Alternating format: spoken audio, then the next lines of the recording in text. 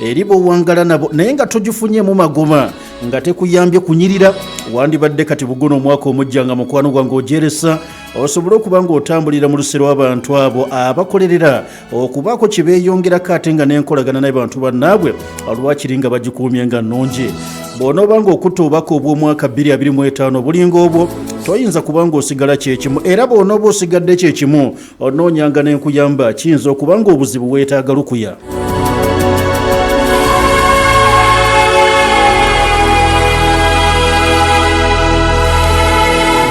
bwetutyo tukkiriziganye mukwano gwange omulungi akkiriza kubanga ne gye buli olwaleero okirabye bulabi nti ddala kyetaagisa okusigala ng'otambula ne muzzukulu wa Kasujja wano mu programu mukwano gwange eyampulidde kamenya 2025 bwetyo tumutandise mpola mwana wange. Tukkiriziganye mukwano gwange obudde buno bwennyini tubeere nga tukyala ku mawanga ag'ebunaayira ogezaako okuba nga twekenneenya ensonga nga bwe zifaanana era ndowooza nga bulijjo katutandike n'eggwanga erimanyiddwa nga erya Ukraine. Balina bagambye nti zino ennaku ngenda kubanga nzibawa bwe tunaayingira sabbiiti ejjaagwe tugenda okuba nga tukikuba mu ngeri egenda okuba nga tenenemoko naye lwakiri zino ennaku zo nkyazibawadde tugezeeko kubanga lwakiri twekenneenya ensi bwefaanana saako nange ate okuba nga mpuliza gy'oli eyo tumale okukakasa nti 2024 tugumazeeko bulungi nga tukwataganye ne 2025 tumutandike nga tumaze okuba nga tukwataganye bulungi mu ndowooza tuyingidde eggwanga erimanyiddwa nga erya Ukraine. Eno gye tugenze njagala nkutegeeze mukwano gwange tebinnaggwa kubanga kabiri musajja mukulu Volodymyr Zelensky atuuse okubanga bw'ati avuddeyo n'abeera nga agamba musajja munne amanyiddwa nga Donald Trump nkimanyi nnyingidde omwaka gw'ogenda okubanga bw'oti okoberamu mu buyinza nkimanyi nnyingidde omwezi gw'ogenda okubanga bw'oti olayiriramu osobole okubanga okomawo ng'omukulembeze w'eggwanga lya Amerika ate era sirina kubuusabuusa nkimanyi olafubana nnyo okulaba nti olutalo lwaffe munda mu ggwanga lya Ukraine luggwa mawulire malungi era gassanyu era naffe tugaaniriza ekyokulaba nti olafuba n'olutalo lusobole okuba nga luggwa wano mu ggwanga lyaffe erimanyiddwa nga erya Ukraine naye newankubadde nga bwegute bwe guli twetaaga okutegeeza mu butongole tetugenda kukkiriza kubanga tuwanyisa ebintu bibiri tusobole okuba nga tuwaayo obwetwaze bwaffe tuweeyo okwetegerera kwaffe tutuuke n'okuba nga tuwaayo ettaka lyaffe kubanga mbuno tunoonya olutalo okuba nga luggwa buno bubaka bwa musajja mukulu Volodymyr Zelensky bukanyu g'omusajja amanyiddwa nga Donald Trump oyo ayeteekateeka okulayira ng'ennaku z'omwezi 2 January addemu okuba nga akankabula eggwanga erimanyiddwa nga erya Amerika. Kati no Volodymyr Zelensky agamba ennaku ebula 19 nkimanyi omugagga oyo ajja alayire addemu okuba nga bw'ati akikwatamu naye neetaaga omutegeeza nti ekyamazima tusiima olw'okuba nti eggwanga lyaffe nno alyagaliza mirembe naye newankubadde ng'okusiima okuwe kuli nkakasa bulungi ateekeddwa okuba nga bw'atyo ateeka lwakiri oba olyawo mutwe gwe endowooza ezimulaga nti naffe ng'eggwanga erya Ukraine waliwo bye twetaaga ku mutima nga tebagenda kubanga batuwaliriza okusalawo nti no tutondewo emirembe n'omusajja ow'eggwanga erimanyiddwa nga erya Russian Federation. Bino abyogedde mu bubaka bwe obw'omwaka omujja ng'agezaako okuba nga bw'atyo mukwano gwange agwaniriza bannansi ab'eggwanga erya Ukraine n'ensi yonna okutwaliza wamu. Agambye nkakasa bulungi nti Trump understands that the first is impossible without the second because this is known as street fight where you have to come down both sides. Nagamba the full-scale aggression of a mad state against civilized one gye tuyina kati okutunuulira luno tetuli mu lutalo nti twesanze ku switi tukubagana n'olwekyo ogenda kuvayo wogane bwoganye nti kale gwe mwete mulekeraawo okulwanagana bulwakyo bye sente za muno zimuddiza ogende luno si lutalo ku street gwoba otunga bw'obirowooza ekisooka kirina okutunuulira ne tulyoka tulaba ekyokubiri gwe kimanye tuli mu lutalo nga waliwo omukugamba gwayise mad state eggwanga erijjudde eddalu eggwanga lye bayita Russia eryalumba a civilized one eggwanga erijjudde obugunjufu lye bayita erya Ukraine n'olwekyo oli kagwa ddalu gw'olina okusooka okubanga bw'oti okuba ku nsoloboto. I believe that we together in the United States are capable of exerting that force. Nsuubira nga twegattiddwako Amerika ebintu ne mirabanga ffe tusobola okugatta amaanyi ne tubeera nga tugateeka ne tuteeka akazito ku musajja amanyiddwa ng'Omurussia of compelling Russia into a just peace ne tubawaliriza okubanga tugenda mu munteeseganya ezinaavaamu emirembe naye emirembe nga ddala mirembe emirembe egy'obwenkanya si lwakwagala kufuna mirembe mbwaye tuwayo ettaka lyaffe ekyagambye baaba a truly just peace cannot be based on the principle of let's start with a clean state ebyo tebisobola kutandika bwe bityo baaba tekiriyo bamuyita Volodymyr Zelensky bwatyo bwavuddeyo okwongera okubanga bwatyo musajja mukulu abyogera n'agamba kyonna kyekirife weetuli bino n'agenda okubyogera nga gamawanga ku lukalu lwa Bulaaya gatandise dde okuba nti gakaaba ate gaasi tafuuseka gaasi olowooza bano abasajja tebamaliridde ne bagamba kyonna kyekiri ate tugenda kubanga tuzza bujja ndagaano ya gaasi omanyi endagaano yabadde eggwako ng'ennaku z'omwezi 31 Desemba 2024 n'olwekyo nga kyabadde kikakata ku Putin ne Zelensky baddemu batuule bawuliziganye bakkaanye balabe nga endagaano bagizza obujja tuyina kampuni bagiyita ya Gazprom y'abasajja ba ggwanga lya Russia eyo yekwanaganya ebyamafuta yekwanaganya mukwano gwange ebya gaasi mu bufunze nti ebya energy byonna biri under kampuni gye bayita Gazprom kati yesayininga n'amawanga gano ag'enjawulo ne bagamba tugenda kuba n'omukutu nga guva bunyolo omukutu ogwo gukkirire twagala gutuuke nate Tanzania guyitemu ndese kyakulabirako kitegeeza nti mmwe muyina okubanga lwakiri ab'e Kampala mu Uganda mugenda mu ndagaano n'eggwanga erya Tanzania gye mwagala okubanga muyisa omukutu kyekyo nno ekyakolebwa ne guva mu ggwanga erya Russia ne guyita munda mu ggwanga lya Ukraine ne gwolekera amawanga aga Bulaaya amalala n'olwekyo nga gaasi wa Russia ayita mu mukutu guno gwa Ukraine n'asaasaanira amawanga kaakati olwaliro Ukraine tezizza bujja ndagaano eno aye n'omusajja omurashi naye n'atabyeguya kubanga yatuuse n'okubanga bw'ati asitopinga okusindika amafuta okupika gaasi abeere ng'agenda mu Bulaaya yatuuse n'omusitopinga nga n'endagaano tennaba kubanga eggweerako ddala n'agamba ekyo kiwedde kati abasajja batandise okubanga bakaaba ebisale bitandise okubanga byedabolinga already nga bisanze nga kibayita cost of living ku lukalu lwa Bulaaya yo nga yo ebadde yatandika dde okubanga bweti etabukira ddala kati bali awo amawanga gamba nga ga Romania abasajja gamba nga ba Slovakia eno President Robert Fico yavuddeyo dda n'agamba nti ndowooza mulaba twakibagamba dda twabalabula bwadda nti tugenda kufuuka ba slaves of our principles nga ffeffe nnyini bannabulaaya atwefudde abatalaba twefudde abaguba eddalu ne tulowooza nti tugenda kubanga tulumya Russia naye ng'ate gye kiggweera yonna yeffe abagenda okutandika okubanga tulumizibwa njagala nkutegeeze nti bannansi mu mawanga ag'enjawulo ku lukalu lwa Bulaaya abo batandise dda n'okwagala okubanga beekyanga muteese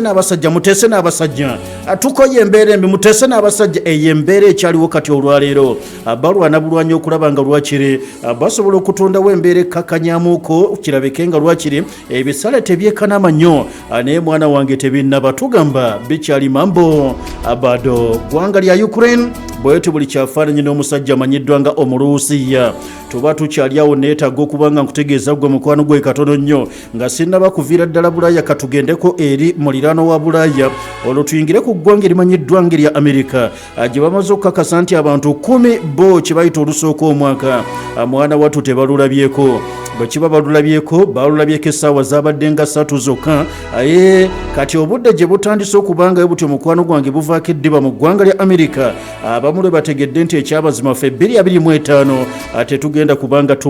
tumwenyumiririzamu nkugambye nti abantu 10 bafudde abantu bangi nejja buli olunaku olwaleero bakyanyiga biwundu era nga n'ekitongole ekidduukirize kirwana bwezingirira okulaba nga lwakiri bafeffetta ebuzizi yonna bamale okubanga balaba oba eriyo abayinza okubanga bakyali mu kutaawa kino nno kigoberedde omusajja mukulu omu afunye katwewungu n'avuga ekimotoka n'alyoka kitomeza abantu mu ggwanga lya Amerika tuli mu bitundu babita ba New Orleans gye tusanze embeera eno waliwo gye bayita Bourbon Street eno batugamba nti okusingira ddala ejjuddeko zi restaurants nnyingi ezuddeko kwegamba theaters mpitirivu ejjuddeko ebifo ebisanyukirwamu buyitirivu nnyo nga bw'okiwulira era ejja gisanga mu kye bayita French Quarter of New Orleans kati abadigize baabadde bangi nga bonna bamaze okubanga lwakiri baggweredde eno omanyi jjukira eno gye twabeeredde mu ssaawa katugeze mukaaga ogw'ekiro mwe gye mwatandikidde okubanga mubinuka amasejjere nti omwaka guyingidde Abamerika abamujja kwesanga mukwano gwange obudde bwabadde bukyali bwa misana ddala kitegedde bwabadde bwa misana nga bunaatera kubanga bungera bungezi kati bugenza okutuuka okukya wano waffe mu ggwanga lya Amerika kati ate ng'ojja kwesanga eri mwana wange nga birala kati n'obudde buno ojja kwesanga nti mu ggwanga lya Amerika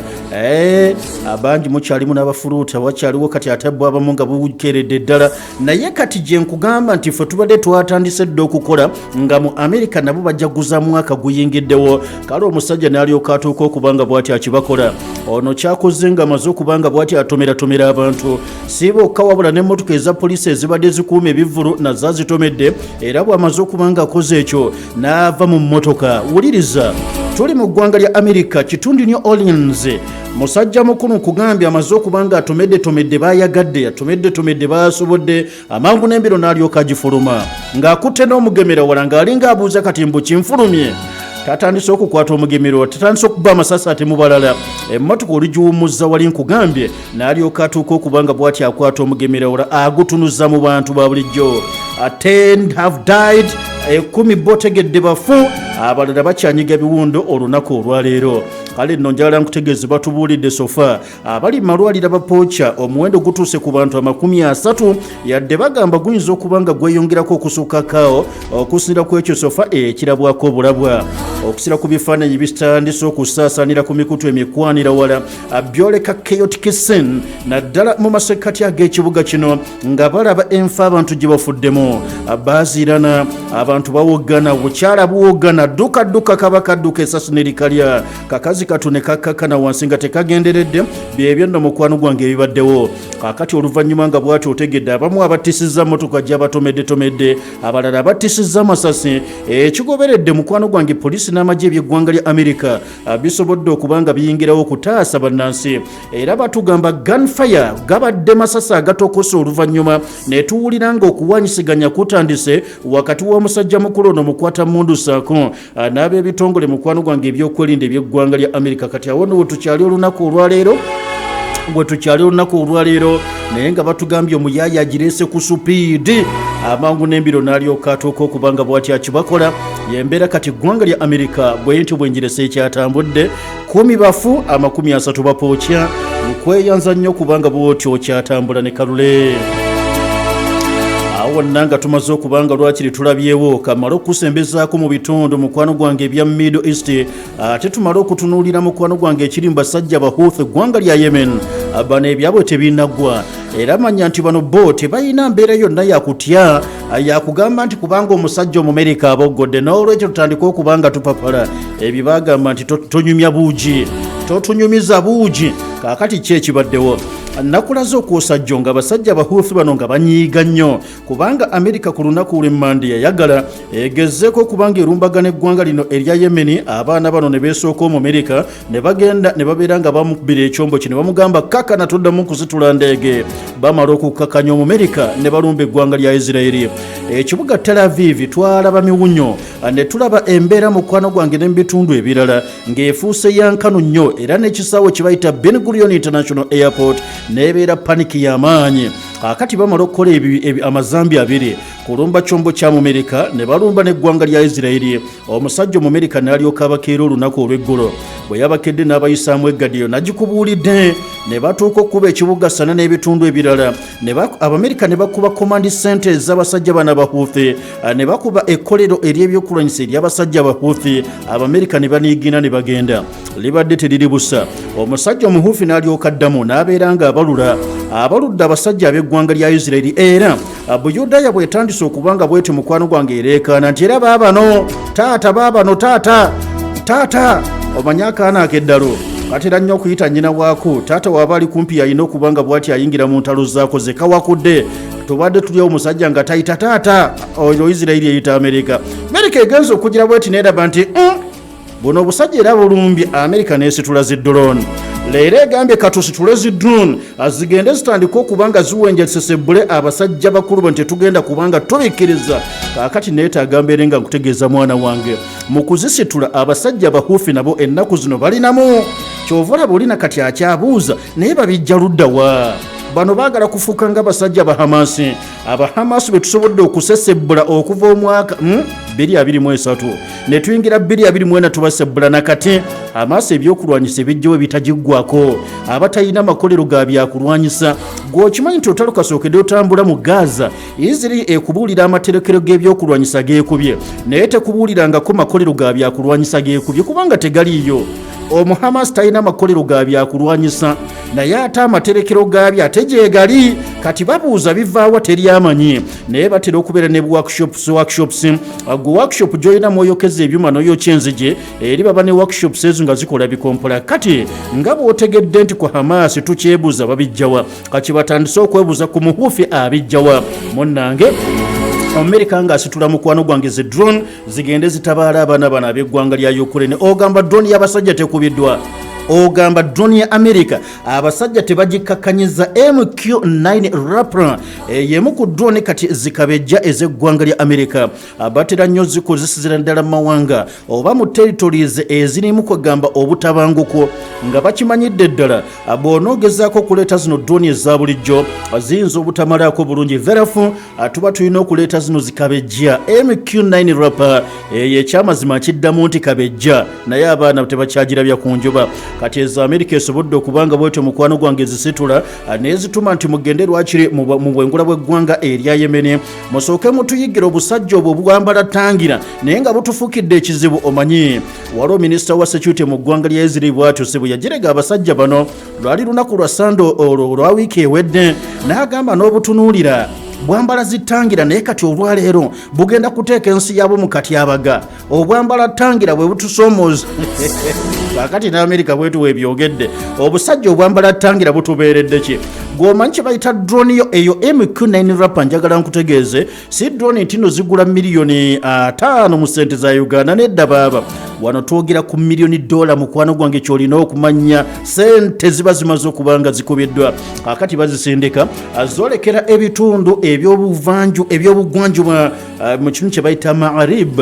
kyekimu ku province ezikola eggwanga erimanyiddwa nga erya Yemen sebe ebaddeyo ezunga ebaddeyo egenda maaso n'okubanga sebe ekola obukese bwesindikira abasajja ab'eggwanga lya Amerika abali wali ku mazzi aga Red Sea esindika messages wali eri ku byombo ebiri ku Red Sea abasajja bahuufi ne babuuza nti kikekyo ansa ne bajewa nti drone ya Amerika amangu n'embiro ne balyoka bakwata surface to air missile neetuuka okubanga bwetyo mukwano gwange egiwanula ne ziroka zireeta omusajja amanyiddwa nga Yahya Saree oyo brigadier general ayogerera amagye g'eggwanga lya Yemen tandise okubanga bwati abyogera nga atagenderedde n'atandika okubanga akandula ku ddoboozi n'agamba kino kye twabasuubiza nti tetugenda baleka mirembe mujja kubanga mukola effujjo kubanga teri abawunya mu kukola ffujjo eryo effujjo n'obutugumbuzi mujja bikola n'ezzala omwina lingi naye tetugenda kubakkiriza kubanga muniigina bwe mutyo mujja kukola effujjo n'amalala mujja gwoleka naye tetugenda baleka tujja kubaluka nammwe era n'olwekyo tusobodde okubanga tubaludde drone y'abayaaye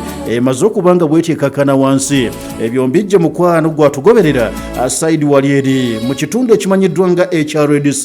jensanza abasajja Houth sako n'abasajja b'eggwanga lya Amerika omu akubye drone ya munne ne tuvaawo tuyingidde eggwanga lya Syria bwenkutwala bulambalamba munda mu ggwanga lya Syria neetaaga nkubuulire amagye agavaayo nga tulaba mu kitundu kye bayita eky'Suwaida wano ebintu tebinnaba kubanga bitebenkera newankubadde nga gavumenti y'abasajja abaatandikira mu buyeekera ne bakwata ekibuga Damascus bakyagezaako okuzimba gavumenti mpolampola abagizimba esobole okubanga bwetyenywera era esobole okubanga ekkakkanya na buli yenna agezaako okubanga asitula omutwe gwe naye obudde buno tebannaba kubanga bafuna amaanyi agogamba nti gakutte eggwanga liriwamu era balinaho control katugende Suwaida eno njagala nkutegeeze nti kino kibuga abantu ba bulijjo tulino maserengeta ggwanga lya Syria abantu ba bulijjo njagala nkutegeeze basobodde okubanga batondawo embeera nga baliwamu n'ebiwayi by'abalwanyi ebiri mu matwale gano era ng'ensasa geno yatandise mu kiro ekyakeseza olunaku lwaleero gye mwabadde mukuba zi fireworks nga mwaniriza omwaka eri abasajja bakira bakuba bikompola ate nga bya ddala bagezaako okubanga balemesa amagye ag'eggwanga erya Syria kati eriko olwaleero agabadde gaagala okulaba nti gatekinga control eya buli kafo konna akabadde saidi eno batulaga wabaddewo mukwano gwange emmotoka zino nga zikubyeko obugole bw'abalwanyi ab'ekibinja kino ekya Hayat Tahrir al-Shami sebo nga bagatambuza amagye bagatwala convoy namba kale njagala nkutegeeza okusira ku General Security Directorate batugamba babadde bano abali mu mmotoka zino ez'amagye ag'abaana ba HIA nga baagala okuba nga bayingira Al-Suwaida Police Headquarters baagala okuba nga ssebo bajja mbu batekinge over era babeeka amagye ge balekaawo n'ebiringa ebyo bannakitundu n'ebiwayi by'abalwanyi ebiri mu area babalemesezza babagambye tetugenda kubanga tubakkiriza tetunnaba kubanga tufuna okusaba okuva gye muli nti mwagala okujjako mu bitundu tukooyezza Uganda amatwale gaffe amagye tegayagadde okuba nti gakabyekola mu kwagala okutandika okutondawo embeera abalwanyi babagambye muli baddembe mukimanye nti territory yonna eyosuwaida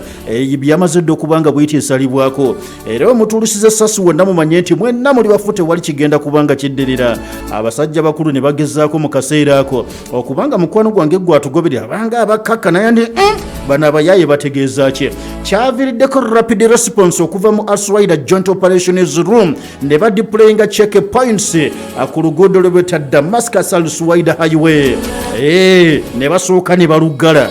baani abaggala luno bebe ekiwayi ky'abalwanyi abali mu bitundu eby'Suwaida bategedde nti amagye ga gavumenti ya Hayat Tahrir al-Shami gazze ne zzalawo ssebo gatondawo embeera mbu gatuleetako ekifuba galina okuba nti gasala kifuba ddembe abaana ne basalako amakubo bino byenkugamba bya ddala tuli mu ggwanga lya Syria teweerabira kati bamala okubanga basalako amakubo amawulire gatulaga nti abasajja bakulu bano ab'eggye erya gavumenti ne batandika okubanga basaba kale tuteese munnange njagala nkutegeeze bayina bano omusajja mukulu kugamba gwe bakkiririzaamu nga bolaba nti eggwanga lya Uganda lirimu embeera naye nga abaganda balinda bawulire Ssaabasajja abagamba ki nti Ssaabasajja Kabaka yagambye ati bubaka ki bwe yatuwadde kati bano abatuuze eSuwaida bayina akulira abantu betuyita abaduluzi ono gwe bayita Sheikh Hikmat al-Hijri Sheikh Hikmat al-Hijri amangu n'embiro n'alyoka ayisa fatwa n'agamba no external military presence will be permitted in the province sigenda kukkiriza amagye gonna magwira kujja wano nga ganyi omuwulidde sebo akulira abaduluzi kati nga gwozanyira mu territory ya Buganda Ssaabasajja ng'agamba nganye abaganda oyinza obbawulira era ne Museveni ekyakimanyi president w'eggwanga yali atandise okuzanyira ne bagamba nti akalo kano kozanyiramu nga kaliko nannyinigo kalo ka Buganda akadda kaliko nannyiniko n'alyoka atuma abasajja be mugende munoonye nannyiniko twogere era nannyiniko ne bamulaba ne buugira nannyiniko najjemu ebuddu maseka n'abagamba abaganda yes muyambe omwana w'abalalu kati nzikiriza akalo ka Buganda akadda yakimanya kati ne kana akalo k'abaduluzi baatuuse okusalawo ne bagamba tekamala gayingirwamu buli omu nkutegeeza nti akulira abaduluzi Sheikh Hikmat al-Hijri yawadde fatwa n'agamba sikkiriza gye ggwira lyonna. Can you imagine? Gayita amagye amagwira tegavudde mu Iraq nedda magye gennyini aga Syria naye olw'okuba nti eno territory y'abaduluzi eriko obukulembeze bwayo tova Damascus olw'okuba wakuba Asadi n'owamba kati olowooze nti ogenda kujjola mule eno nga tumaze kubanga ofuna lokosa naye ndyoka nkulabira embeera abasajja tebaagadde okusaba amagye okuva e Damascus mujje bano baagala kutondawo mbeera abaduluzi baagala kutondawo mbeera muleete amagye Suwaida omusajja gwe bayita Sheikh Hikmat al-Hijri n'alyoka atuwa order n'agamba enguudo mwongere okuzinyweza amagye gonna agajja mugakole ku nze ndagidde ate senga bongera okujja ne batusemberera bano olwedda abayingidde dda mubatte mwana wange tubadde mu ggwanga erya Syria ne tulabanga amagye aga Hayat Tahrir al-Shami nga gatandise okubanga mukwano gwange gazinnyula obubina gaddayo gye gavudde n'agamba nti kale era tulidda katugende tweteeketeeke zinadde okunywa nga tukomyewo awo wekitegeeza kye bayita Syria kati gwe abadde alowooza ssebo twatebenkedde bwadda nedda musajja mukulu bwatujjulani akola kisoboka kyonna agezeeko okubanga lwakiri afuna sapooti y'amawanga ag'enjawulo okumuyirawo omubiri okukakasa nti bamwegattako okukakasa nti kontro y'eggwanga bw'atyo agiina mu ttaano naye ekitali ekyo abasajja bagamba tukyaganye bingi ogenda bimanya ng'omaze okubanga okyalako wali ekawempe embogo mu bannaffe mu Lasahabu Center muzeeyi Mulasa yeebaza nnyo mu abaakosezza omukisa gwe yabawadde ogw'olunaku olwajjo era nabagamba nti omukisa ogwo gwabadde gwajjo era gwayise yabadde agwadde basajja bano abakekemakekema mu kisenge eyo be yakolera eri package gy'otegedde ey'amajegere super yabagambye njagala mmaleko omwaka nga muli basajja ate muyingire omwaka omupya nga mulimba ggubaggo abaafunye eddoozi basobodde okuba nga bagifuna era nakati basambira waggulu nga jjanzi baluddewo n'okuzuukuka tombuuza lwaki eri majegere giveeko omwana wange. Kale abagitegedde mugende wali eri ekawempe mbogo okulira n'omuziti gwa mbogo wajja okusanga muzeeyi mulasa wagenda okubanga bw'ati akusimba dozio ey'amajegere supa. Ekyo kye bayita ekisenge mu kukinyweza wakozesa ebimasturbation ebyo munnange tewamanya naye byabulabe. Kaakati ebyo byasooka n'atereza kubanga ingini wagireetera okubanga bwetyo esemberedde n'okkuba, kati asooka n'agisaafiisa bulungi ingini n'etereera. N'ateekamu esumuzi ogenda okuwulira ng'ekyamazima yo yennyini nga ekolera bulungi. Ebisigadde n'agamba nti wassalaamu, genda otambuza emirimu gy'eggwanga, ensi eri kutegeera. Ate nenkujjukiza ggwe akaaba amaaso, galiko ekifu, galiko ensenke, agenda mu bamulasa bajja kuwa eddagala. Mikwano gyaffe abakaaba obulwadde bwa haniya bano balina eddagala. Muzeeyi mulasa bw'akuwa eddagala lya alusa toyinza kubanga osigala kyekimu. Era mu abakyala abali eyo sizaala sifuna lubuto, omusajja agala twawukane, bonna nalema okuzaala. Ye muzeeyi abatuma nti mwembi mugende babakebere. Gwe banaazuula nti yaliko obuzibu kubanga emirundi mingi tukirabye ng'omukyala talina problemu yonna naye ng'omusajja yaliko obuzibu, naye twakimanyira nti buli kadde babeera bakazi, ekikazi tekizaala. Kyokka ng'omukazi yajja alina n'omwana, omusajja tazaalanga, naye awuza kimu nti omukazi tazaala kindiira emmere. Gw'omuliira emmere. Bamulasa bakubire kati ku 07666 njagala oteekewo 20 97 sembya yo 12 07666 20 9712. Gwe omukyala naawe omwami abanoonya omwana bagenda kusimba doozi bagiyita ssanyu lya nabaana. Then kati waliwo neya 07559 26 yongerawo 56 osembyeyo 16 awo wonna obeera oyogera ne bamulasa 07559 26 56 ojja kubanga osembyayo 16 ojja kubanga bwotyo bafuna bulungi. Muzeeyi nkutwaleko gyendaga mmanyiyo simanyi gyendaga. Kiki muzeeyi mutawaana ki? Mwana wange ngenda ku Nibra. Ogamba Nibras Islamic kyenkana era otuuse. Nibras Islamic Secondary School ly'essomero ly'obusiraamu erisangibwa Gayaza Manyangwa era nga lisomesa abawala n'abalenzi ku musingi ogw'obusiraamu era nga balina O ne A level nga basomesa arts ne sciences era nga basomesa n'ebyemikono kubanga ensomesa yaabwe eri ku mutindo gwa nsi yonna era nga buli Sunday wabeerawo special classes ez'okusomesa abaana eddiini yaabwe. Bakubire ku ssimu 0782 16 63 47 oba 0703 76 76 34. Katino naawe leeta omwana wo bamukubangulire ku Nibras Islamic Secondary School Manyangwa. Wasowaganye ne munno oyagala kwebuuza ku nsonga yonna mu busiraamu oba kusomesa munda mu ggwanga n'ebweru waalyo nandiki okubalira ezzaka okukola hijja ne umura weeyune aljannatu gaaya basangibwa bakuli ku bitaala abeetaaze bafune ku ssimu eno noti 7 noti emu 4 noti 5 776 oba kubira Sheikh Umar Swidiki ku noti 7 noti 3 8 63 16 oba Chairman ku noti 7 noti 2 8 7 2 aljannatu gaaya. Islamic University in Uganda Alumni Association nateekuleetedde Alumni Dinner ey'omulundi ogw'omukaaga. Wasomera ku campus ki? Wasomera ku mulembe gwa Rectani? Ye wali mu hall ki? Jangu twejjukanye tulye tunywe nga bwe tuteeseza university yaffe. Ayu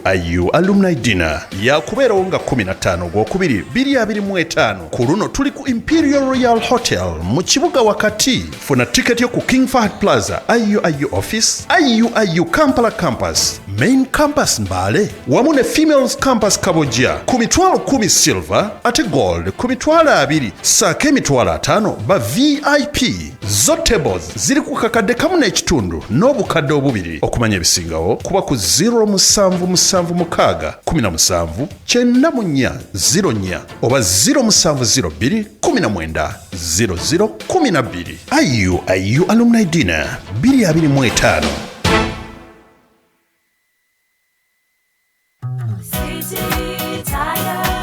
There's nothing that beats driving your car and knowing you will get to your destination safe and sound. That's why I go to City Tires. At City Tires, they make sure that I enjoy driving my car by providing the best quality tires and service available on the market today. City Tires is also the authorized distributor for Pirelli, Kumho, and MRF tires. They also provide computerized wheel balancing, wheel alignment, and so much more using the latest equipment. City Tires, keeping you safe on the road.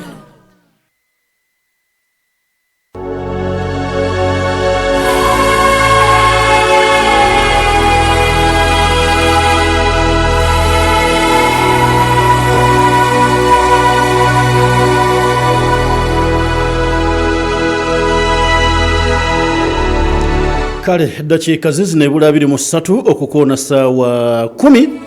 ez'olweggulo lunaku lwe twogerera mu mukwano gwange lwa Wednesday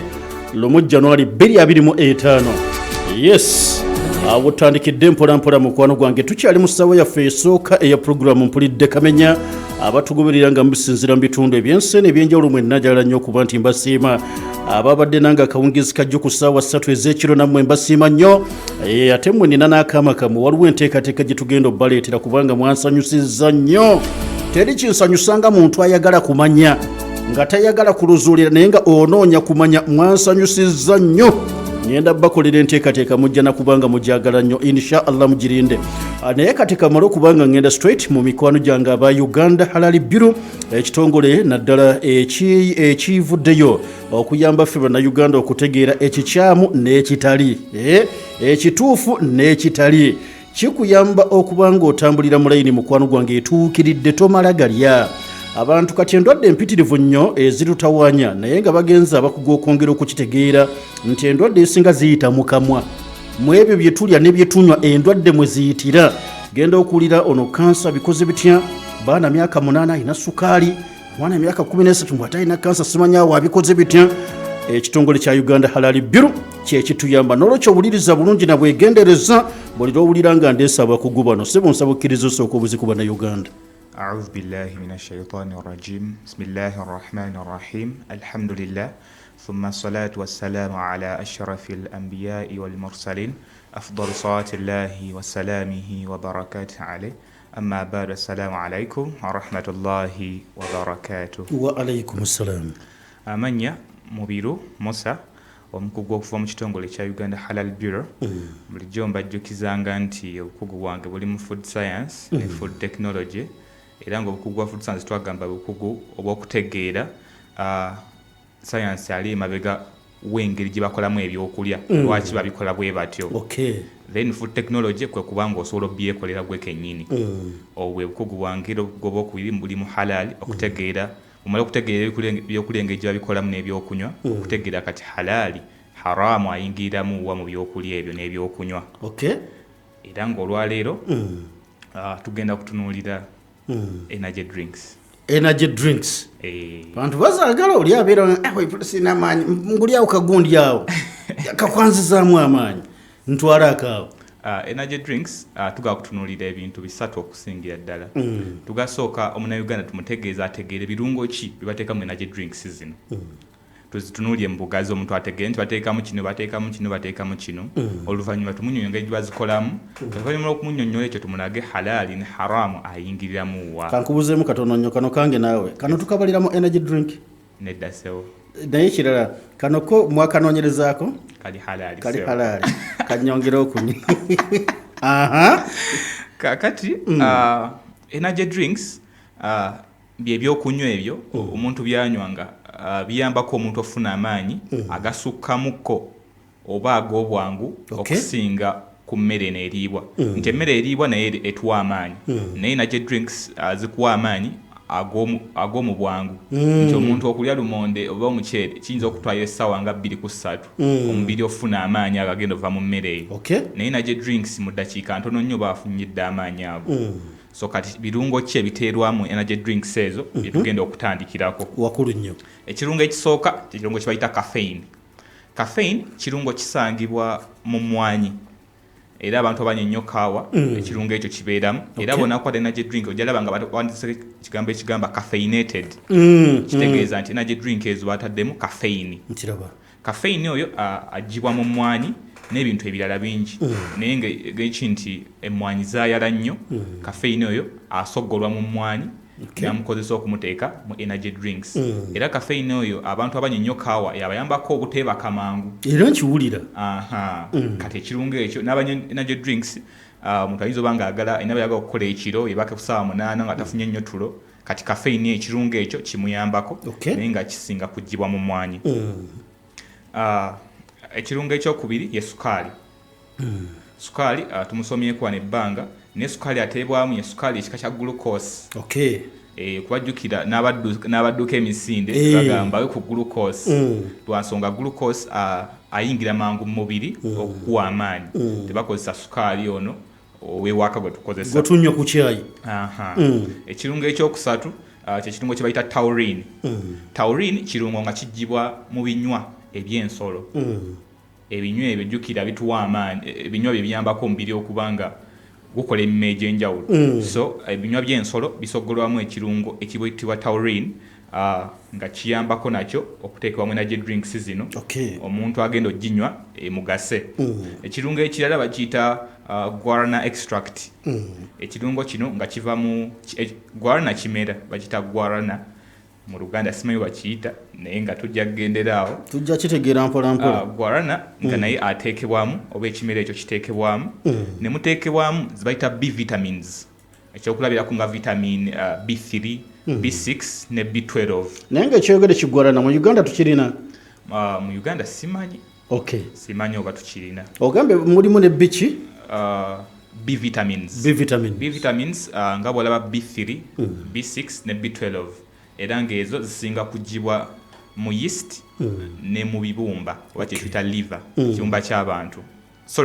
ekibumba eky'ensolo nsirikiridde nga ntiddemu yes the vitamins ezo zebateekamu ekirungo ekirala kibayita ginseng extract ginseng kimera naye nga kisinga kuba mu Asia ginseng oyo abachina bakiwe batyawo bye basinga okunywa nnyo kyayiwa ginseng so kale ekimera ekyo bayita ginseng bakijjamu ginseng extract akozesebwa okuteekebwa mu energy drinks emu ku birungo ebirala ebiteekebwamu gwe bayita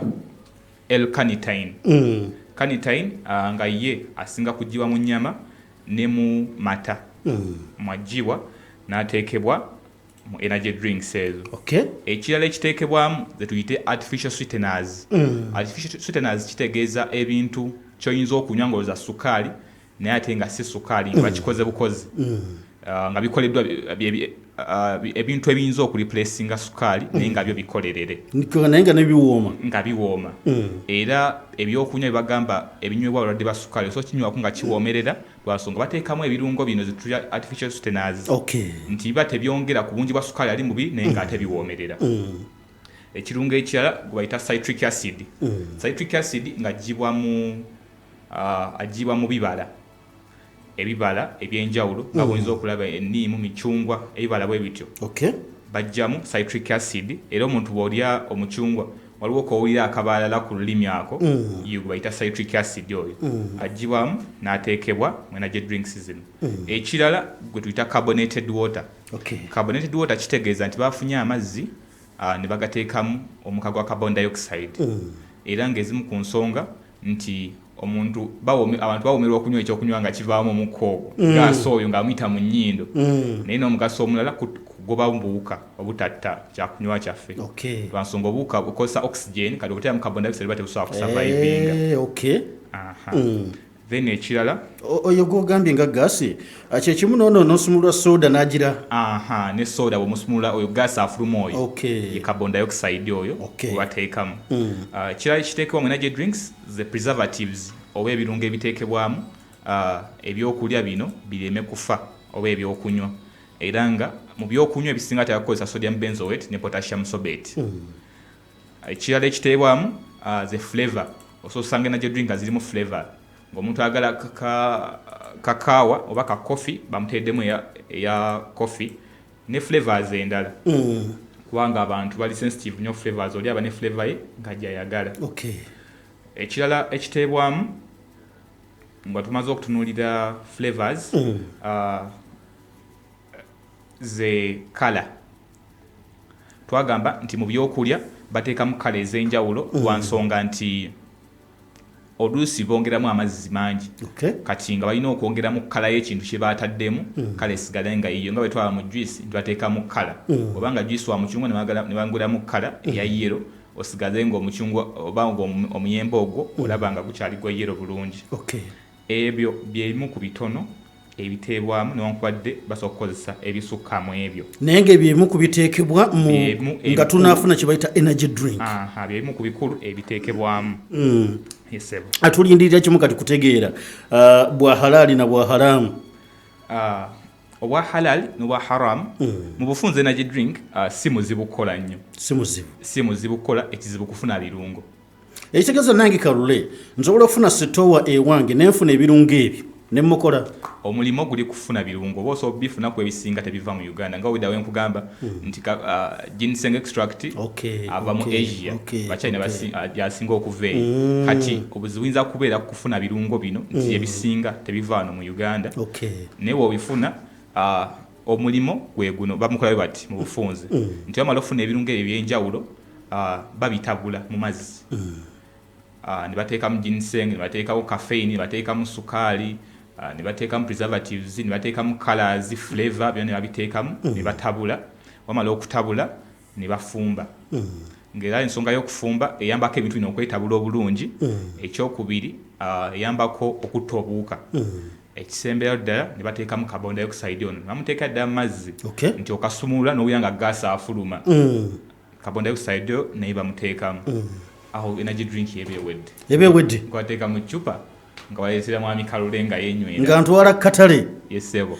kati ekyo kyonna nga bw'okinyonnyodde mu mitendera gyonna kiri halaali energy drink nungi newankubadde ziyina amateeka agazifuga nti singa oba ozinywedde mu moderation nga tosussizza nnyo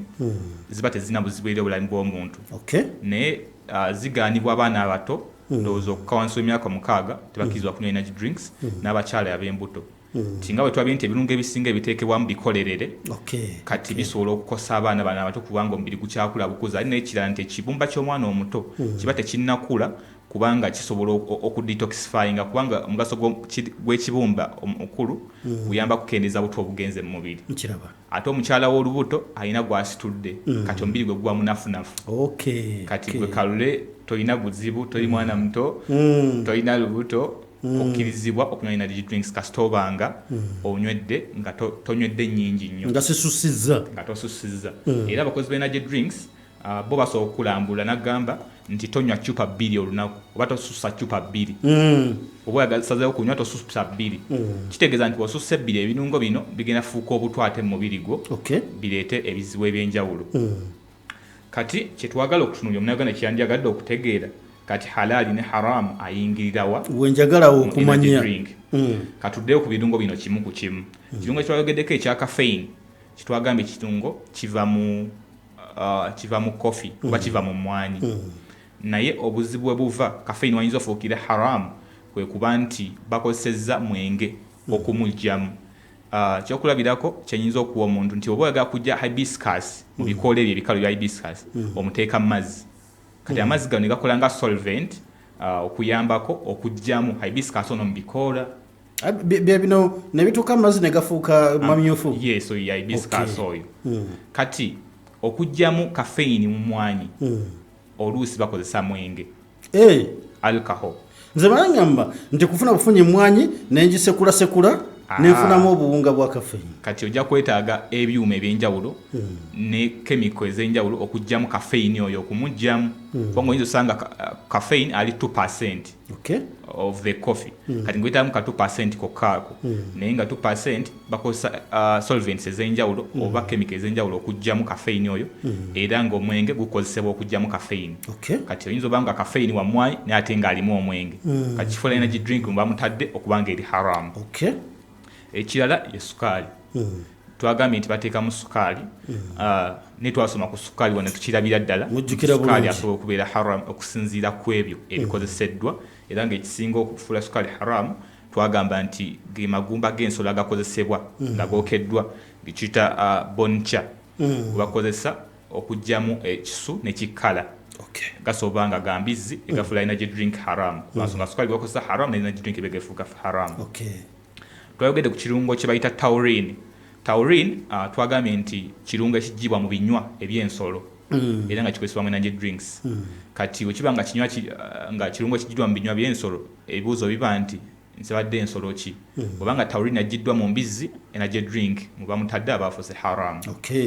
Taurine waba agiddwa mu nte kitegeeza twekenneenya omutendera tukakase nti nno ente yasaliddwa mu mbeera eri halaali oba yabadde ente efudde ne balyoka bakozeseeyo okugyamu. Kasite bange ensolo gye baggyemu eri halaali naye nga teyasaliddwa mu mbeera eri halaali taurine aba afuuse haram ne energy drink beefuuse haram. Kansubire tukyali ffenna era nsuubira bano bahajjati bange bahalima na kitende ndowooza mugoberera emitendera ogiwuliramu tukakasa kye bayita halaali. Ekirala ekirungo kitwayogeddeko ze B vitamins. Vitamins zino zibeera mu bimera ne mu nsolo. So vitamins ezisinga naddala ezikozesebwa mu energy drinks ziggibwa mu nsolo zetwayogeddeko B vitamins nga B3, B6, B12 ziggibwa mu nsolo era nga tuddeyo ku kiri kye twogeddeko nti nsolo ki yabadde embizzi aba afuuse haram bw'eba ebadde ente era tugebera emitendera gyegimu. Ne tugenda ku ginseng extract. Ginseng twagambye kimera era nga kisinga kubeera mu Asia Abachina bye basinga okirima sides eyo. Kati bakijjamu extract ekozesebwa mu kola energy drinks era nga ekibuuzibwa nti extract ne badde bajjamu ekirungo kino bakozesezza ki oba bakozesezza mwenge o ginseng kubayinza okuextract nga bakozesa mwenge wanga bakozesezza mwenge ginseng oyo aba afuuse haram ne energy drink bamutadde ebeefuuse haram. Netugenda ku kirungo ekirala kye bayita carnitine. Carnitine naye aggyibwa mu nsolo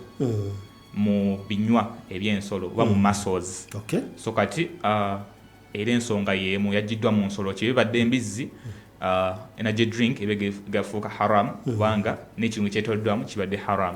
Omuntu kyalina okutegeera ku halal ne haram nti ettondo lya haram lisobola okwonoona halaali kubanga kyemayenda okuleetera wano nti kati eriyo omuntu wange awuliriza agende baba tebakisusizza nnyo bwekibanga content ennene nze ndaba kyakunywa kati akakatono ako akabizi ke baataddemu nga si kafiiringa na kafiiringa lwaki bakanonooza. Waliwo menta wange bayita Dr. Kigongo ate okukozesa Dr. Kigongo Haruna ate okukozesa statement egamba nti ettondo limu ery'obutwa bw'oliteeka mu kidomola litaabiri y'amata amata gonna gafa. Naye ate bw'okwala ettondo ly'amata n'oteeka mu kidomola ky'obutwa tewali kikiwuka. Kati oyo ye halaali ne haramu. Bw'atyo bw'abeera. Haramu ne waba mutono atyo kasita agenda mu halaali kyonna kiba kifuuse haramu. Yes sir. Lwansonga Allah bwe yatugaana teyatugamba nti embizzi weba ntonoko bw'owoza kiro ne bwe kaba kakoota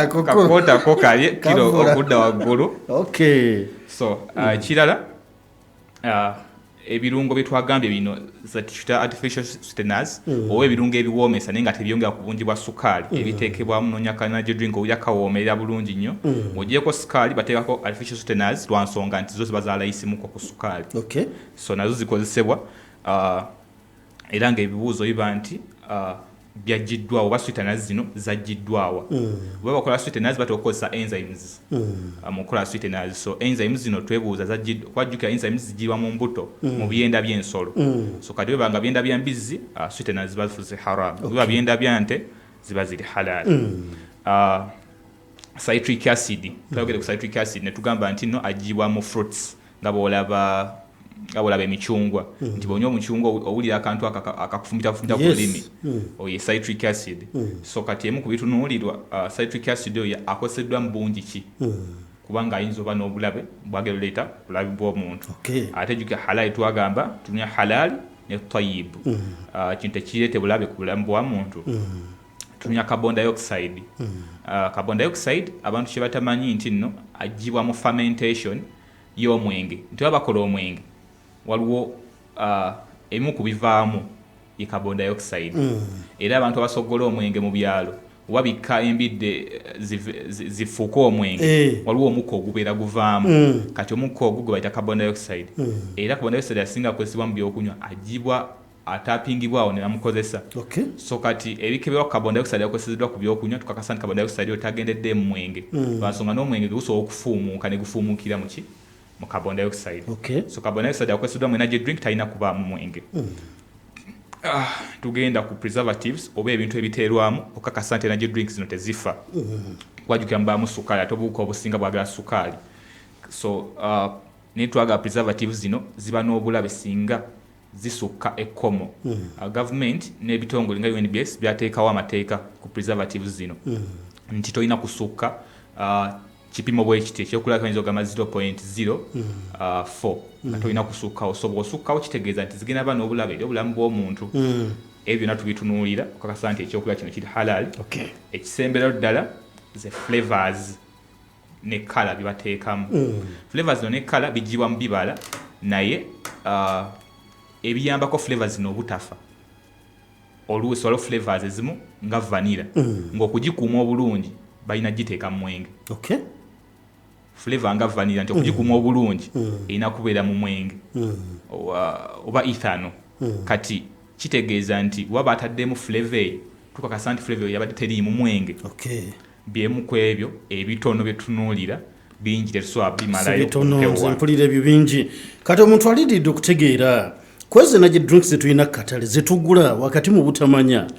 waliwo ze mwali mwekebejjeza ne mukakasa. Ku katale ka Uganda kuliko energy drinks zetukakasizza era ziri 3. Bw'otanywa ku zino 3 kyandifundikira ng'oliddemu ku ebyo byavudde mu mbizi oba omwenge n'ebirala. Soka ye Rock Boom. Rock Boom amukakasa? Rock Boom akolebwa company ya Harris International abantu bamanyi nga Reham. Rock Boom oyo ali halal. Era Rock Boom bamuyita Rock Boom caffeinated kitegeeza mulimu caffeine, carbonated kitegeeza mulimu carbon dioxide gwe twayogedde. So Rock Boom ali halal. Ekyokubiri bamuyita X Energy. Ekyokunywa ekyo bamuyita X Energy naye akolebwa company ya Harris International naye ali halal. Energy drink yokusatu bagiyita X Energy Gold Run. X Energy Gold Run. Naye ali halal era byonna bikolebwa company emu ezo 3 sofa zemwekebejja ne mukakasa. Ezisigadde Uganda oba oli ku lugo. Abasigadde munoonye ekitongole kya Uganda Halal Bureau namwe kijje kibeetegereze kyekenneenye kikakasoba biri ku mutindo ogwa halali era bajje wano bajja bamensuringa omuntu kati nga Kalule na energy drink gyakula njagala mbasayo mujje kenneenye ngenda bafuna ntyo. Enamba y'essimu nga sinaba namba y'essimu ekisooka bannayuganda mufube nnyo okukebera ku byokunywa n'ebyokulya byemunywa n'otanywa bunyi kubanga banamateeka oluusi nga bwe mubagambye energy drinks banamateeka agazifuga n'otanywa nnyingi agenda kukuleetera bulabe. Namba y'essimu ya Uganda Halal Bureau eri 0758 52 00 nsabo gibaddire 0758 52 00 11 enamba ya Uganda Halal Bureau. Atendala landline eri 0 233 561 bw'obaka okuva mu kitongole kya Uganda Halal Bureau tugende tubeekwateko basobole okubanga batuyamba tukole bye tukola nga tubikolera mu kumanya. Africana ye hotel yokeyo mulembe mu ggwanga eri mu kibuga wakati tulina ebikosebwa byonna banquet, meeting facilities, conference halls wonoteeka enkiiko zo okusinziira ku bantu b'olina. Tutuuza enkuŋŋaane za kuno n'ez'ensi yonna ebisenge omuteekebwa embaga, obubaga, bedrooms ne workshops. Tulina swimming pools, gardens, sauna, aerobic, steam bath ne massage para. Business center yaffe erimu buli kimu ne forex bureau weeri. Hotel Africana tusangibwa ku plot 2 Wampeo Avenue kusimu notinya emunya 7775 noti mwenna tubaniriza. Hotel Africana ye hotel y'abana Uganda.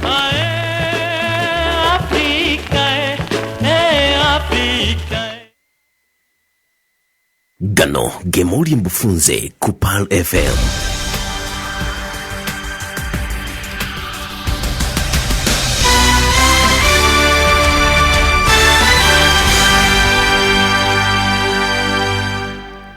Assalamu alaikum wa rahmatullahi wa barakatuh. Musibye mutaba naffe abatuwuliriza wano ku 17 akatonyeza mwenda Pal FM kwali omuntu wa bulijjo kadde kamawulire mu bufunze ng'ogga kusomera nze Aminat Abdul Wahab. Essanyu libuutikidde abantu beeruka mu Busoga babadde bayingira omwaka gwa 2025 mu nteekateeka ekulembeddwamu ssentebe w'akakiiko k'ebyettaka mu Kampala munnamateeka David Bamulondemu. Ku mukolo guno omukolo guno gukulembeddwa minisita avunaanyizibwa ku byobuwangwa mu bwasyabazinga bwa Busoga Oweekitiibwa Richard Mafumbo. Ate bo abatuuze mu Makerere 3 Kibe Zone beekubidde enduulu eri ekitongole kya Kampala Capital City Authority okubataasa ku kasasiro n'emyalo egibooga egiviirako amayumba gaabwe okujjula amazzi mu biseera eby'enkuba olwo ne bakwatibwa endwadde ez'enjawulo okusinziira kusula busuura ng'ono ye ssentebe wa Kibe Zone ategeezezza ng'abatuuze bwe balumbibwa endwadde naddala eri abakadde n'abaana abato olw'akabafuba omutono akaleddwa abakulembeze wamu n'abakulira ebyobulamu mu division ya Kawempe. Ate ye ssentebe w'abagoba ba taxi mu division ya Kawempe wansi w'ekibiina kya Houth Sewanje Sadat akalaatidde abantu okusoosowaza obuyonjo mu bifo byonna gye bawangaalira naddala abagoba ba taxi okusobola okutaasa okusaasaana kw'ekirwadde kya mpox. Bw'abadde awa lipoota ku baddereeva baabwe nga bwe batambudde mu kiseera nga tumalako omwaka, ono ategeezezza nga bwe bakwataganye n'abatwala ebyobulamu mu division ya Kawempe. Agwega abadde amawulire gaffe mu bufunze wano ku 17 akatonyeze mwenda Pal FM kwa omuntu wa bulijjo badde Aminat Abdulwahab gakusomera program Mpulidde Kamenya ekyagenda mu maaso. Assalamu alaikum wa rahmatullahi wa barakatuh.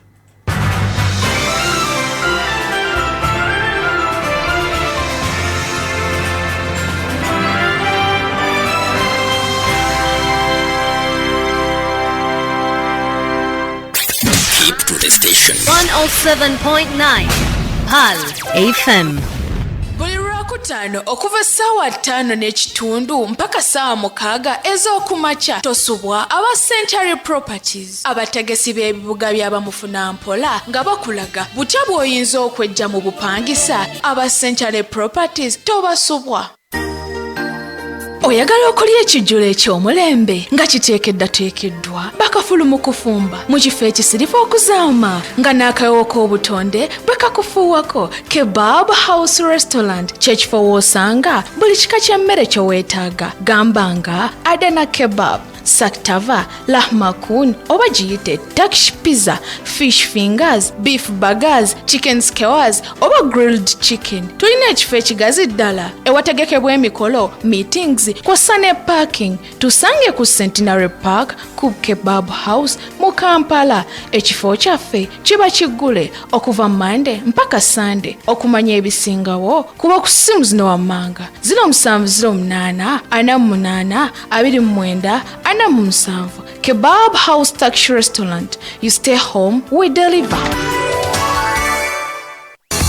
YPA abakugu mu kulunda embuzi bawadde buli omu omukisa okugaggawala okuyita mu the mighty YPA Goats Investment Project. Ogenda kunoga ensimbi weefunira omugabo gwo ku bukadde 3,25 nga gulimu embuzi 5 era nga buli mwaka gwekubisamu emirundi 2. Jjukira nti okulunda n'okulabirira byaffe so nga embuzi zaffe zirina insurance temuli kufiirwa. Gwegula emigabo gy'osirike olyenga omubede. Okumanya ebisingawo jengu ku ofiisi za YPA erobego okulira n'enkulungo ya Kabaka ku kizimbe kya YPA opposite Access Building oba Nansana Naluvule. Essimu noti 7 noti 34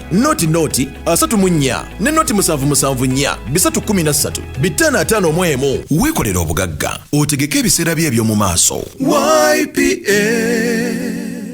Omuntu ng'alabye n'amasomero agakonya abaana olugwa ebibuuzo nti ate tetwamalayo sirabaasi. Omuntu awunya atya ebintu ebyo? Totawaana Ibn Hamisi Senior Secondary School Matugga Kigogwa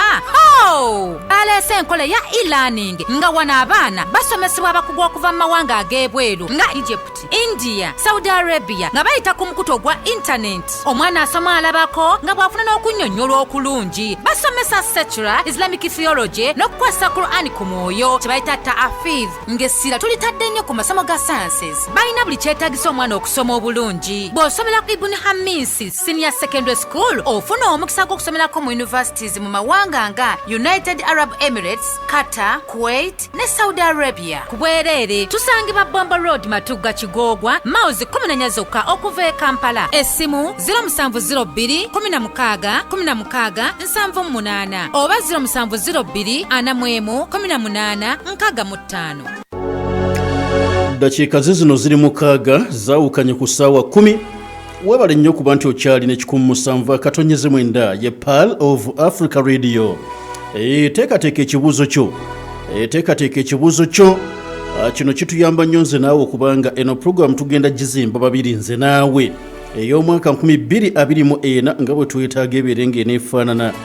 Era mu kugisosootula mu mbeera nga bw'eneebeera. Ekyo mu butongole kya lunaku lwa Monday week ejja insha Allah. Kitegeeza zino ennaku nkyali naawe so teekateeka ekibuuzo kyawo ngenda kubanga nzigulawo amasimu nsobole okuba nti nkufuna. Naye kankutegeeze bannaffe aba binti leba bano bakutegeeza nti emirimu wegiri. Ojja basanga e Busega emabega wa Starbucks nga balina emirimu gy'abaana abawala 500 mugenda kukola mu Saudi Arabia. Oteekamu emitwalo gibeera 35 zokka. Twetaaga ne bamaid mugenda Dubai ne Qatar. Kale nga n'abasomesa abawaka nammwe tubeetaaga. Ate n'abaweereza okuli ba waiters ne ba waitresses tubatwala Dubai wamu ne Qatar. Waliwo abagenda Abu Dhabi so n'olwekyo n'abaana ab'obulenzi mujje. Abanaakola mu factory ba cleaners ba drivers ba welders n'aba parking mwenna tubeetaaga. N'aba delivery n'abazimbi nammwe abanaakola ku petrol stations ne mu hotels mwenna mwetaagibwa. Ba field agents mwetaagibwa. Tugenda kutambula mu bbanga lya sabbiiti 3 ku 4. N'olwekyo mukube ku 0753 77 3 6 babayita ba binti leba bali ku 0753 77 3 ne ku 0767 2 4 beba binti leba ojja kubanga oyogera nabo. Dr. Irene Asiyo abajjukiza ekirwadde kya prostate cancer kitaamye n'olwekyo mukubirizibwa okugenda mwekebeze nga temunnalwala kibayamba okwetangira anti bakuleetedde prostate lax capsules ziri nakyo 10 ku kinnakyo zikuyamba n'osigala ng'oli musajja enjasabigo ale zikuumira ku mutindo n'olwekyo mujja ku Julaina Plaza wano e Kampala oluvannyuma lwa Namaganda musobole okuzeefunira. Yogera ne Dr. Irene Asiyo ali ku 0757 Mukaga 3 0757 Mukaga 3 Sembyayo 4 Hamza Millers kano kawunga kalungi tujja keetaaga nnyo nze naawe kubanga kalimu ekiriisa mu abamasomero ba hoteri basuubuzi n'abantu sekinoomu twettanire nnyo akawunga kaba Hamza Millers ebyaddala bakoze mu super mu nnamba mu kitundu mu nnamba